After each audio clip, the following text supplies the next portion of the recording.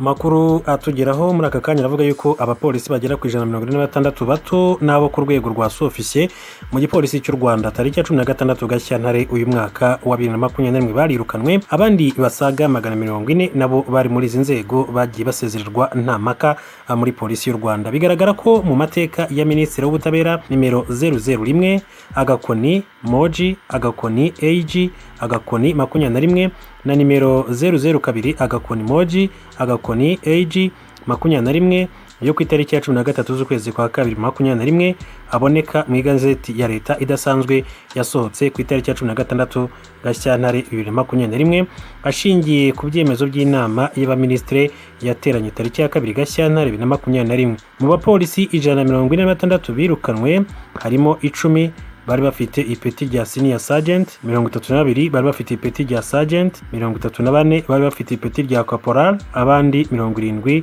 bari bafite ipeti rya PC ari naryo rito muri polisi y'u Rwanda. Mu bapolisi 240 basezerewe nta maka harimo 8 bari bafite ipeti rya senior sergeant, 72 bari bafite irya sergeant, 79 bari bafite ipeti rya corporal, n'abandi 81 bari bafite ipeti rya PC niryo rito muri polisi y'u Rwanda nk'uko twabivuze. Abirukanywe biyongereye kuri bagenzi babo bagera kuri 125 birukanwe mu mwaka 2020 bazira amakosa atandukanye nk'uko byatangajwe n'umuyobozi mukuru wa polisi y'u Rwanda IGP Dan Munyuza ubwo yari mu nama n'abapolisi bakuru tariki ya 3 Ukuboza 2020 ku Kacyiru. IGP Dan Munyuza icyo gihe yagize ati hari bamwe mu bapolisi bakigaragaraho imyitwarire itanoze irimo kwaka no kwakira ruswa. Muri uyu mwaka wa 2020 abapolisi bagaragayeho imyitwarire mibi ni 125 bahanishijwe kwirukanwa muri polisi y'u Rwanda.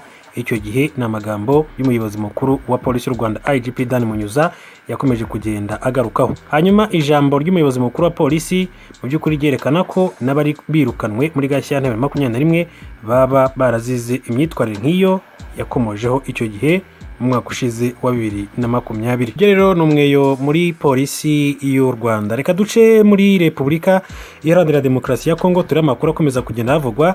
Umuyobozi w'ishyaka riri ku butegetsi yamaganye ijambo rya Beya aherutse kuvugira mu gihugu cy'u Rwanda. Perezida w'agateganyo w'ishyaka rya UDPS riri ku butegetsi muri Repubulika Iharanira Demokarasi ya Kongo Jean-Marc Kabundi kuri 23 Gashyantare 2021 akaba yatangaje ko yamaganye ijambo François Beya aherutse gutangariza mu Rwanda. Beya usanzwe ari umujyanama wihariye mu by'umutekano wa Perezida wa Repubulika Iharanira Demokarasi ya Kongo aherutse mu Rwanda ubwo yarayoboye intumwa zageze muri iki gihugu zoherejwe na guverinoma. Icyo gihe bakiriwe n'itsinda ryo mu Rwanda ryari riyobowe n'umugaba mukuru w'ingabo z'u Rwanda General Jean Bosco Kazura baganira ku birebana n'umutekano w'ibihugu byombi. Nyuma y'iki kiganiro Beya yabwiye itangazamakuru impamvu y'urugendo rwe n'intumwa ayoboye. Yagize ati twaje hano kugira ngo duhinyuze isi yose by'umwihariko abo mu burengerazuba badashaka ko tuganira cyangwa se ngo dukorere hamwe. Ati turi hano ngo tubabwire ko turi umwe kandi nta makimbirane atwifuza hagati yacu. Kabundi rero mu butumwa yatambukije kuri Twitter yifashishije video ya Beya yatangaje ko ishyaka UDPS ryamaganye iri jambo. Yagize ati UDPS ibona amagambo ya Beya mu Rwanda akomeye ndetse kandi irayamaganira kure. Aya magambo agaragaza nabi igihugu atandukanye rero n'icyerekezo cy'umukuru w'igihugu cyo gushyigikira buri ruhande nk'uburyo bwo gukemura amakimbirane ku isi. Ikiganiro cy'intumwa zari zihagariwe na Beya ndetse n'uruhande rw'u Rwanda rwazakiriye cyabaye tariki ya 13 Gashyantare 2021 gikurikira ikindi intumwa z'u Rwanda zagiranye na Perezida Tshisekedi tariki ya 19 Mutarama 2021 i Kinshasa mu gihugu cya Repubulika Iharanira Demokarasi ya Kongo n'igihugu gituranyi yerereye mu burengerazuba bw'u Rwanda. Reka duce mu gihugu cya Kenya. Urubyiruko muri iki gihugu rwamaganye leta ngo ireke gutera imiti yica inzige kuko ngo zabaye imari ishyushye yatumye babona akazi muri iki gihe. Bavuga ko kuri ubu hari kompanyi iri kugura izi nzige ikazikoramo ibyo kurya by'amatungo. Ubu rero ati babonye isoko ryazo kuko abirirwa bazifata ngo bajya kuzigurisha. Bavuga ko leta nikomeza kwica izi nzige bazabura akazi nk'uko ibitangazamakuru birimo ATV byabigarutseho. umwe muri bo ati leta niba izakomeza gutera iriya miti iduha akazi kuko turaza kukabura. Mu mashusho rero ikinyamakuru Bwiza yabonye arimo abari mu rubyiruko baragaragara mu bihuru bavuza ibijerekani ngo inzige ziguruke hanyuma bazifate. Abandi rero bakaba bafite iminzani n'imifuka ku rutugu, mu by'ukuri bagana ahari imashini isya inzige zikavamo ibyo kurya. Bahuriza kukuba muri iyi minsi bari babonye icyo bakora kibinjiriza agafaranga, mu gihe utuzi bari basanzwe bafite twamaze kubura bitewe n'icyorezo cya COVID-19. Amakuru afitiye hirya no kwisi reka tuyohera muri Leta Zunze Ubumwe za Amerika. Uno munsi inama nkenguzamateka Leta Zunze Ubumwe za Amerika iratangura kumva abatangabuhamya mu rwego rw'amatohoza ku gitero abayoboke ba Donald Trump yahoze ari president wa Amerika bagavye ku itariki ya 6 y'ukwezi kwa mbere ku ngoro y'inama nshingamateka. Ibindi na mugenzi wacu Thomas Kamirindi. Komite ebyiri za Sena ishinzwe kugenzura inzego z'umutekano w'imbere mu gihugu nishinzwe kugenzura imikorere y'inzego za guverinoma zahamagaje abari bakuriye abashinzwe umutekano wa Sena Michael Stenger n'uw'umutwe w'abadepite Paul Irving, uwari umukuru wa polisi ya Capitol ingoro y'inteko ishinga amategeko yose Stephen Sand, n'umukuru wa polisi ya Washington DC umurwa mukuru w'igihugu Robert Conti. Stenger na Irving beguye ku mirimo yabo gato nyuma y'igitero.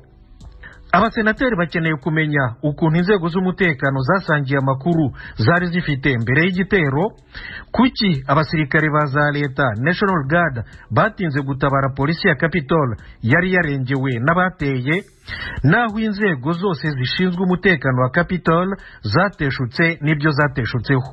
Izo zirimo na Minisiteri y'Umutekano w'imbere mu gihugu, Minisiteri y'Ingabo z'igihugu n'ikigo cy'igihugu gishinzwe ubugenzacyaha FBI. Uretse ibyo, umuyobozi w'umutwe w'abadepite Nancy Pelosi yandikiye ibaruwa abagenzi be bose ababwira ko Congress izashyiraho komisiyo yigenga yo gukora iperereza ryimbitse ku gitero cyo ku itariki ya 6 y'ukwa mbere gushize. Komisiyo izaba idafite aho ihuriye na za komisiyo za Congress. Asobanura ko iyi komisiyo yigenga izaba imeze nk'iyagiyeho nyuma y'ibitero by'iterabwoba bya Al-Qaeda byo ku itariki ya 11 y'ukwezi kwa 9 mu 2001. Bene iyi komisiyo ishyirwaho n'itegeko rya Congress na Perezida wa Repubulika, rigasobanura abahanga bigenga bagomba kuyijyamo, abakozi bayo, inshingano zayo n'ingengo y'imari yayo. Thomas Kamirindi urakenuye. Leta Zunze Ubumwe za Amerika yongeye abandi basirikare bo hejuru ku rutonde rw'abahiritse ubutegetsi yafatiye ibihano. N'ubu turacari kumwe na Thomas Kamirindi. Abiyongereye ku rutonde rwa Leta Zunze Ubumwe za Amerika ni Lieutenant General Moe Mint Tun na General Maung Chiao, usanzwe ari n'umugaba w'ingabo za Myanmar zirwanira mu kirere. Bombi bari mu gatsiko kahiritse ubutegetsi bwa rubanda ku itariki ya mbere y'uku kwezi kwa kabiri. Biyongereye ku bandi basirikari bakuru ba Myanmar 10 Leta Zunze Ubumwe za Amerika yafatiye ibihano ku itariki ya 11 y'uku kwezi kwa kabiri. Uretse kubima bo ku giti cyabo viza zo kuza muri Amerika, ibi bihano birimo no gufunga imari y'igihugu cya Myanmar ingana n'amadolari miliyari 1 iri muri Leta Zunze Ubumwe za Amerika. Mu itangazo yashyize ahagaragara, Minisiteri y'Imari ishinzwe kubahiriza ibi bihano ivuga ko Leta Zunze Ubumwe za Amerika izakomeza gushyira hamwe n'abafatanyabikorwa bo mu karere no ku isi yose kugira ngo bashyire igitutu ku basirikare n'igipolisi bya Myanmar kugera igihe bazahagarikira urugomo rwabo ku baturage b'inzirakarengane bakora imyigaragambyo mu ituze, no kugira ngo abasirikari basubizeho demokarasi na leta igendera ku mategeko muri Myanmar. Leta Zunze Ubumwe za Amerika irasaba kandi igisirikare cya Myanmar kurekura imfungwa zose za politiki uhereye ku mukuru wa guverinoma Aung San Suu Kyi. Usibye Leta Zunze Ubumwe za Amerika, Canada, Ubwongereza n'umuryango w'ubumwe bw'ibihugu by'Uburayi nabo bafatiye ibihano agatsiko k'abasirikari bakoze kudeta muri Myanmar. Thomas Kamirindi tusozera kuvy'urubanza rwahoze ari umukuru w'igihugu ca Afrika y'Epfo Jacob Zuma ruzotangura mu kwezi kwa 5 kuza. Zuma yagizwa kurya ibiturire. Umushinjacyaha yabwiye urukiko ko ibibazo byose byo mu mbanziriza rubanza byarangije gukemuka, ati twiteguye kuburana mu mizi y'urubanza kandi n'abaregwa nabo nuko. Umucamanza yabwiye impande zombi kwitegura gutangira kuburana urubanza mu mizi yarwo guhera ku itariki ya 17 y'ukwezi kwa gatanu gutaha. Yabasobanuriye ko atazi icyo gihe cyose kubera icyorezo cya virusi ya corona kugira ngo umuburanyi ureganwa na Jacob Zuma abone umwanya uhagije wo kwitegura gufata indege. Urukiko rwavuze ko urubanza ruzarangira mu kwezi kwa gatandatu gutaha. Jacob Zuma wabaye umukuru w'igihugu imyaka 9 kuva mu 2009 kugera mu 2018 areganwa na sosiyete ikora kandi igurisha intwaro yitwa Thales yo mu Bufaransa. Umushinjacyaha avuga ko Thales yahaye ruswa Zuma kugira ngo ayorohereze gutwara isoko ryo kugurisha mu gisirikare cya Afurika y'Epfo intwaro z'agaciro k'amadolari miliyari 2. Iyi ruswa nk'uko ikirego kibyemeza ingana n'amadolari 34,000 Zuma yagombaga gufata buri mwaka guhera mu 1999 ubwo yari vice perezida wa Repubulika. Zuma na Thales barabihakana bakavuga ko ari abere.